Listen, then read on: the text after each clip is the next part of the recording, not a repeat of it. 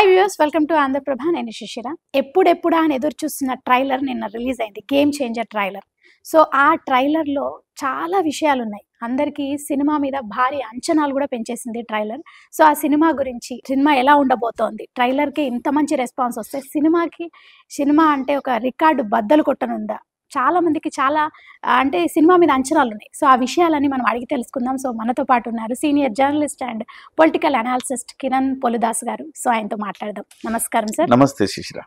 ఇప్పుడు నిన్న game changer trailer release అయిపోయింది. అందరికీ అంటే ట్రైలర్ చూస్తుంటే గూస్ బంప్స్ వస్తున్నాయి. అసలు ట్రైలర్ అసలు మామూలుగా లేదు, బొమ్మ బ్లాక్ బస్టర్ అంటున్నారు అందరూ చూసిన వాళ్ళంతా.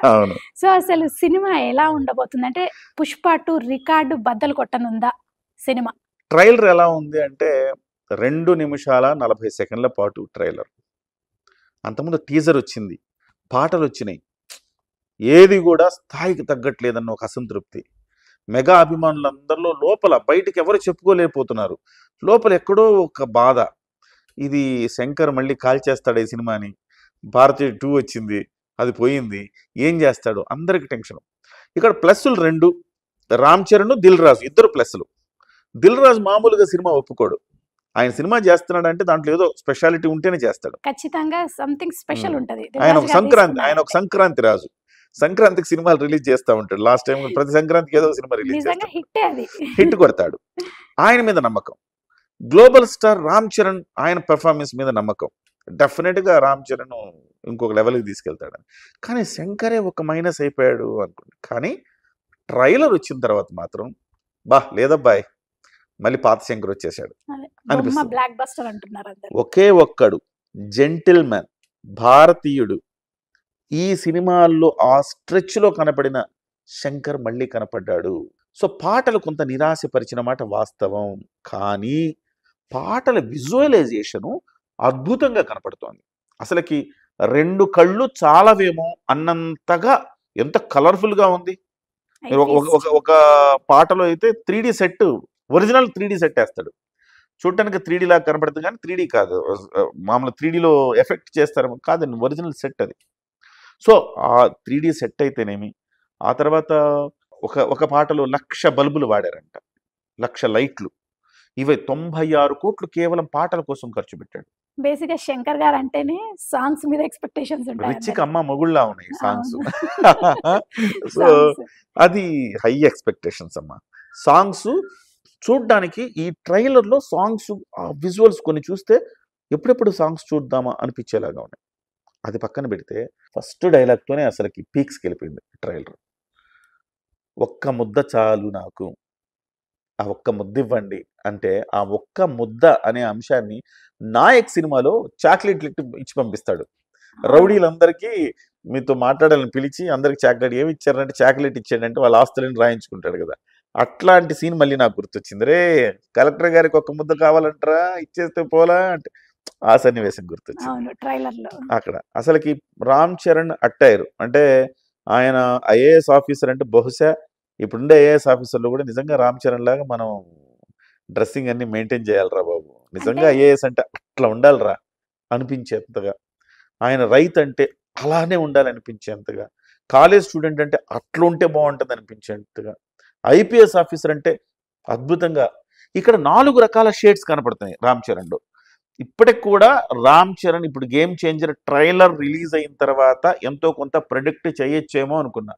నో, ఇప్పటికి కూడా అన్ప్రెడిక్టబులే అనిపిస్తుంది నాకు. ట్రైలర్ లో కూడా రామ్ చరణ్ గారు అన్నారు ఇప్పటికీ మనకి అన్ప్రెడిక్టబుల్ గానే ఉంది. ఎందుకంటే Ram Charan IAS officer character ఉంది, ఐపీఎస్ ఉంది, రైతు ఉంది, స్టూడెంట్ ఉంది, 4 రకాల వేరియేషన్స్ లో కనపడుతున్నాడు. మరి ఇంతకీ ఏంటి రామ్ చరణ్, ఒక పాత్రనా, 2 పాత్రలా, 3 పాత్రలా, ఎవరికి అంతుబట్టట్లా. ఒకటైతే కూలంకషంగా మనకు అర్థమవుతుంది ఏంటంటే, తండ్రి కొడుకుల పాత్రలు ఉన్నట్టుగా కనపడుతోంది. ఫ్లాష్ బ్యాక్ లో తండ్రి ఎపిసోడ్ చూపించిన తర్వాత ఆ రోజు ఆ పొలిటీషియన్తో వచ్చిన ఘర్షణ ఏదైతే ఉందో, ఎదురెదురుగా కూర్చొని ఎలాంటి అవమానాలు తన తండ్రి ఫేస్ చేశాడో, అలాంటి అవమానాలు తిరిగి ఆ రాజకీయ నాయకుడికి కొడుకు రూపంలో దాన్ని చెల్లించేస్తాడు. సో రా అంటే తిరిగి రా అనడం, ఇవన్నీ కూడా. సో ఆ రకంగా చూస్తే ఒక పొలిటీషియన్కి ఒక ఐఏఎస్ ఆఫీసర్కి మధ్య ఘర్షణ పీక్స్లో చూపించినట్టు కనపడింది. ఒకే ఒక్కడు సినిమాలో సీన్ గుర్తొస్తుంది. అర్జున్ గారి ఇల్లు బాంబ్ బ్లాస్ట్లో కాలిపోతే ఆ తర్వాత ఇక మనకెందుకు ఈ రాజకీయాలు, ఎందుకు మనకి ఇది అనుకున్నప్పుడు అర్జున్ అలా బయటకు వస్తే ఒక వికలాంగుడు అక్కడ కూర్చొని, అయ్యా అన్నా నువ్వు రాజకీయాల్లోకి రావాలన్నా. రావాలన్నా అంటారు. ఆ సన్నివేశం ఇందులో ట్రైలర్‌లో కూడా 1, 2 సందర్భాల్లో ఆ ఇంపాక్ట్, ఆ ఎఫెక్ట్, ఆ తీవ్రత, ఆ ఇంటెన్సిటీ కనపడింది. రామ్ చరణ్ బ్లాస్ట్ అయినప్పుడు, రామ్ చరణ్ ఇల్లు కాలిపోతున్నప్పుడు రామ్ చరణ్ చేసే పెర్ఫార్మన్స్ కానివ్వండి, ఇవన్నీ కూడా ఒక హైలైట్‌గా ఉన్నాయని చెప్పాలి. ఎస్పెషల్లీ ఫ్లాష్ బ్యాక్ ఎపిసోడ్ చాలా మంది చెప్తా ఉన్నారు. ఇప్పటికే సెన్సార్ టాక్ కూడా ఫ్లాష్ బ్యాక్ ఎపిసోడ్ మాత్రం రోమాలు నిక్కబొడుచుకుంటాయని చెప్తున్నారు. ఆ రోమాలు నిక్కబొడుచుకునే పెర్ఫార్మెన్స్ రామ్ చరణ్ది కానీ, ఆ సన్నివేశాలు, ఆ గుండెల్ని పిండేసే సన్నివేశాలు ఉన్నాయని చెప్తున్నారు. ఇవన్నీ మనం ట్రైలర్‌లో చూస్తే గనక అంచనాలు అమాంతం అలా తీసుకెళ్ళి పెట్టేసింది. ఇప్పటి వరకు ఒక లెక్క, ఇప్పటి నుంచి ఒక లెక్క లెక్క. అన్నట్టు ట్రైలర్. దాని వ్యూస్ కూడా ఏమొచ్చినాయి? విపరీతంగా వచ్చినాయి అంటే వ్యూస్ కూడా. రిలీజ్ అయిన 40 నిమిషాల్లోనే 12 లక్షల వ్యూస్. అవును. అంటే ఇంకా పెరుగుతూనే ఉంది. ఇంకా ఈ ఒక్క రోజు తర్వాత అవును. 53 మిలియన్స్ దాటింది వ్యూస్. దాటింది. సో అసలు అంటే ట్రైలర్‌కి ఇంత రెస్పాన్స్ ఉంది. శంకర్ గారు అంటే మళ్ళీ బ్యాక్ అని అంటున్నారు. బ్యాక్. ఆయన శంకర్ సినిమాల గారు మార్క్ మళ్ళీ మీరు కనిపిస్తుంది అంటున్నారు. రాజమౌళి గాని, శంకర్ గారు గాని మాట్లాడిన మాటలు, సుకుమార్ గాని మాట్లాడిన మాటలు మీరు చూస్తే మొత్తాన్ని మనం పరిగణలోకి తీసుకుంటే సుకుమార్ గారు అన్నారు, second half blockbuster, first half super hit, second half మాత్రం బ్లాక్ బస్టర్ అన్నారు. రామ్ చరణ్ పెర్ఫార్మెన్స్ హైలైట్ అంటున్నారు. రామ్ చరణ్ పెర్ఫార్మెన్స్ ఒక హాలీవుడ్ లెవెల్ పెర్ఫార్మెన్స్. అంటే అతిశయోక్తి కదా అలా అంటే. ఎందుకంటే మనకి ఇక్కడ ఎట్లా ఉంటుందంటే మనం ఓవర్గా రియాక్ట్ అవుతుంటాం. మన పాత సినిమాల నుంచి ఇప్పటికి చాలా మారింది. కానీ పాత సినిమాలు చూడండి ఎట్లా ఉంటుంది, ఓవర్గా ఎక్స్ప్రెషన్స్ ఇచ్చేస్తూ ఉంటారు. అవును. అట్లా ఉండద్దు. నార్త్కి కానీ, తర్వాత ఆస్కార్ లెవెల్లో హాలీవుడ్కి కానీ బిహేవ్ చేస్తారు. మరి యాక్టింగ్ కాదు, బిహేవ్ చేయాలి. క్యారెక్టర్ లాగా బిహేవ్ చేయండి, యాక్టర్ కాదు, యాక్టింగ్ కాదు అంటారనమాట. సో ఆ రకంగా చూస్తే సెటిల్డ్ పెర్ఫార్మెన్స్ ఇవ్వటంలో Ram Charan the best in Telugu cinema industry అని చెప్పాలి.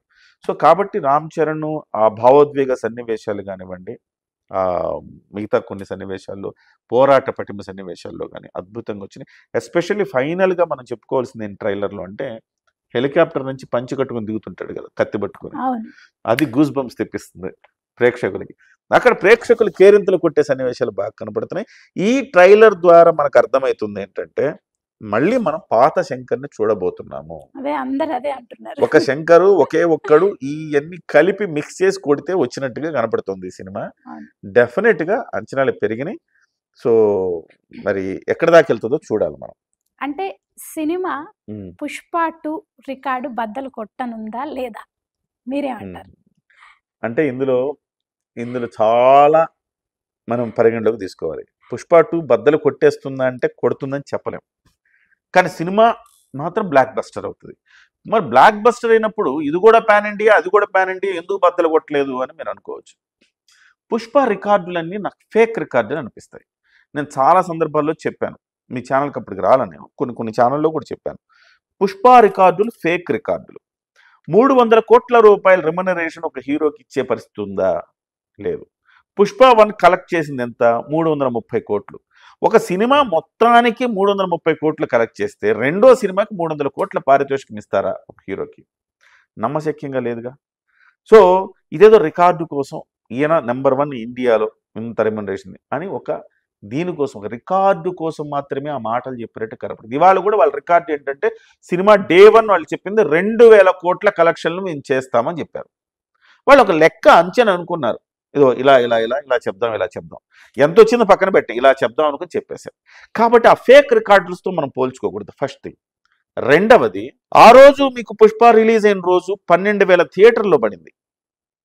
ఆ రోజు ఏ సినిమా లేదు, హిందీలో ఏ సినిమా లేదు, తమిళ్లో ఏ సినిమా లేదు, ఎప్పుడు ఏ సినిమాను పోటీ లేదు అసలుకి.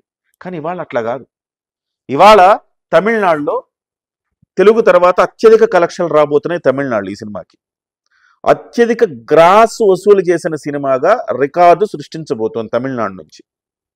నేను ఏపీ నుంచి కాదు చెప్తే, ఏపీ తెలంగాణ నుంచి అనేది ఒక పక్కన పెడితే, తమిళనాడులో ఒక తెలుగు స్ట్రైట్ సినిమా తమిళనాడులో అత్యధిక ఎక్కువ కలెక్షన్లు చేసిన సినిమాకి ఇది నిలబడబోతా ఉంది. First thing. తెలుగులో కూడా అత్యధిక వసూళ్లు చేసే అవకాశం ఉంది. ఇకపోతే హిందీ బెల్టే కొంచెం మనం ఆలోచించాల్సిన అవసరం ఉంది. హిందీ బెల్ట్లో ఎట్లా రిసీవ్ చేసుకుంటారు? పుష్పకున్న అడ్వాంటేజ్ అంటే పుష్ప 1 చూశారు. అవును. పుష్ప 1లో హిందీలో అది చూసిన తర్వాత దానికోసం సెకండ్ కోసం వెయిట్ చేస్తున్నారు. కాబట్టి ఆ బజ్ ఉంది దానికి. అందుకోసం హిందీలో బాగా ఎక్కేసింది. ఇది హిందీలో ఎంతవరకు ఎక్కుతుందో చూడాలి. అంటే రెండవది నార్త్ లో ఎక్కువ ఆ, క్లిక్ అయింది సినిమా. నార్త్లో పుష్ప 1 పుష్ప ఎక్కువ సక్సెస్ అయింది. సక్సెస్ అయింది. దానివల్ల నార్త్లో పుష్ప 2 బజ్ ఎక్కువ వచ్చింది. మరి ఇది డైరెక్ట్ ఫస్ట్ పార్టే కదా సినిమా ఇది. అవును. దీనికి అంత వస్తుందా లేదా అనేది అక్కడొక్క దగ్గర హిందీ బెల్ట్ కనుక హిట్ అయితే పుష్పాను కొట్టడం మస్ట్, డెఫినెట్గా కొడుతుంది. హిందీ బెల్ట్ మీద మాత్రమే ఆధారపడి ఉంది అని మనం చెప్పుకోవాలి. అల్లు అర్జున్కి మలయాళంలో ఎంత క్రేజ్ ఉందో తమిళనాడులో, కన్నడ తమిళ్లో మెగా హీరోలకి వీళ్ళిద్దరికి మన రామ్ చరణ్ కావచ్చు, పవన్ కళ్యాణ్ కావచ్చు, చిరంజీవి గారికి కావచ్చు, ఈ 2 ప్రాంతాల్లో కూడా అంతే క్రేజ్ ఉంది. ఇదంతా బ్యాలెన్స్ అయిపోద్ది. ఇక తేడా వచ్చేది ఆ హిందీ బెల్టే తేడా వస్తాయి. ఇంకొకటి ఏంటంటే ఆ సినిమాకు ఉన్నంత డబ్బులు ఈ సినిమాకు పెట్టల. టికెట్ రేట్లు కానీ బెనిఫిట్ షోలు కానీ ఈ సినిమాకు ఉండే అవకాశం లేదుగా. తెలంగాణలో బెనిఫిట్ షోలు లేవు. బెనిఫిట్ షో లేవు. మరి మొదటి రోజే 100 కోట్ల రూపాయల వ్యత్యాసం వచ్చేస్తుంది అక్కడ మొదటి 2-3 రోజుల్లో. సో బెనిఫిట్ షోలు లేకపోవటం, టికెట్ ధరలు దానంత హైక్ కాకపోవటం, దీనికి పోటీ సినిమాలు ఉండటం ఇంకొక కారణం. ఇది కాకపోతే ఆ సినిమాకి వెళ్తాం, అది కాకపోతే ఈ సినిమాకి వెళ్తాం, 3 సినిమాలు ఉన్నాయి. సో ఈ కంపారిజన్ చేసుకునేటప్పుడు మనకి మరి ఈ పోటీ ఉంది, టికెట్ ధరల్లో వ్యత్యాసం ఉంది. ఆ హిందీ బెల్ట్లో అది సెకండ్ పార్ట్ కాబట్టి పిక్ అయింది, ఇది ఫస్ట్ పార్టే కాబట్టి ఆ అంత బజ్ రాదు. ఈ మూడింటిని తీసుకుంటే పుష్ప 2 కలెక్షన్ బీట్ చేస్తుందా అంటే మనం చెప్పలేకపోవచ్చు. కానీ బట్ ఇది బ్లాక్ బస్టర్గా నిలబడడం అయితే ఖాయం కనపడుతుంది. ఓవరాల్గా ఒక 500 నుంచి 600 కోట్ల రూపాయలకు 600 కోట్ల రూపాయలు ప్రీ రిలీజ్ బిజినెస్ జరిగినట్టుగా మనకు అనధికారికంగా తెలుస్తోంది. అదైతే కొట్టేస్తుంది, 1000 కోట్ల వరకు వెళ్ళే అవకాశం ఉంది. అంటే మనం ట్రైలర్ చూసుకుంటే అందులో యాక్టర్స్ అందరూ అంటే తమిళ్ యాక్టర్స్ ఉన్నారు, మన తెలుగు వాళ్ళు. అంటే ఈ యాక్టర్స్ అందరి గురించి అంటే మీరు ఏం చెప్తారు? లైక్ మనకి ఫుల్ మీల్స్. మీరు పుష్ప తీసుకుంటే ప్రపంచానికి సంబంధం లేని సినిమా అది. అడవుల్లోనే ఒక ప్రాంతం, అడవి ఎట్లా తిరుగుతుంటది. ఈవెన్ మొన్న వచ్చిన దేవరా కూడా ఒక సముద్రం, కొండలు అంతే సినిమా, ఇంకేం లేవు. కానీ ఇది అట్లా కాదు, చాలా లార్జర్ స్పాన్లో దీన్ని పెట్టారు. మంచి మంచి యాక్టర్స్, సముద్రకని కావచ్చు, శ్రీకాంత్ కావచ్చు, తర్వాత జైరామ్ కావచ్చు. సో ఇకపోతే సూర్య మామూలు పెర్ఫార్మెన్స్ కదా. ఈ మధ్య సరిపోదా శనివారంలో హీరోని తలదన్నేలా పెర్ఫార్మెన్స్ ఇచ్చాడు ఆయన. ఇవాళ వాళ్ళిద్దరి మధ్య వచ్చే సన్నివేశాలు ఒక పీక్స్ లో ఉంటాయి అని చెప్పొచ్చు. హీరోయిన్స్ అంటే అంజలి, ఇంకా హీరోయిన్స్ వాళ్ళకంటే అంత నాకు తెలిసి ఫ్లాష్ బ్యాక్ లో అంజలికి ఉండే అంత ఇంపార్టెన్స్ కియారాకి రెగ్యులర్ ఫార్మేట్ లో ఉండకపోవచ్చు. ఆమె గ్లామర్ కి పరిమితం కావచ్చు, అంజలి కొంచెం పెర్ఫార్మెన్స్ స్కోప్ ఉండే పాత్ర అంజలిది కావచ్చు.